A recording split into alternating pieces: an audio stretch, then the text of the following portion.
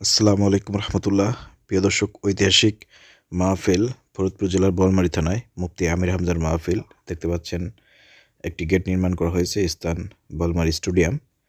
আপনাদের সবাইকে আমন্ত্রণ জানাই। দুপুর 2টার মধ্যে আপনারা মাঠে উপস্থিত থাকবেন। ইতিমধ্যে আপনারা দেখতে পাচ্ছেন যে স্টেজে নির্মাণের কাজ চলতেছে বলমারী স্টেডিয়াম ময়দানে। আমির হামজা ওয়াজ করবেন দুপুর 2টা থেকে আসর 4টা পর্যন্ত। অতএব আপনারা জোহরের নামাজ এখানে আদায় করবেন। প্রিয় বন্ধুরা, এখানে উপস্থিত থাকবেন বাংলাদেশ জামাত ইসলামের ফরিদপুর জেলা 1 আসনের এমপি প্রার্থী অধ্যাপক মোহাম্মদ ইলিয়াস মোল্লা। উপস্থিত থাকবেন জামাতের নেতৃবৃন্দ, সভাপতি করবেন ইমারত হোসেন চৌধুরী। আপনারা সবাই আমন্ত্রিত। আপনারা দেখতে পাচ্ছেন মাঠ দেখতে পাচ্ছেন। ভিডিওটি সবাই প্রচুর পরিমাণ শেয়ার করেন।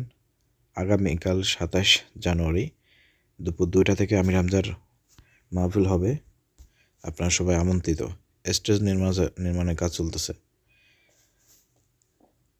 স্টেজ নির্মাণ কমপ্লিট হওয়ার পরে আপনারা দেখতে পাচ্ছেন ব্যানার টানিয়ে দিয়েছে বলমারী আইডিয়াল মাদ্রাসার উদ্যোগে তাফসিরুল কোরআন মাহফিলে।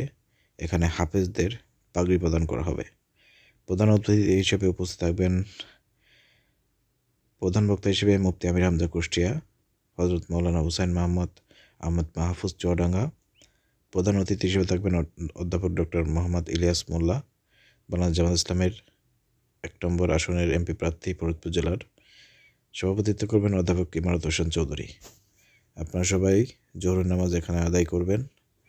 দুপুর 2টা থেকে আমির হামজা আলোচনা করবেন।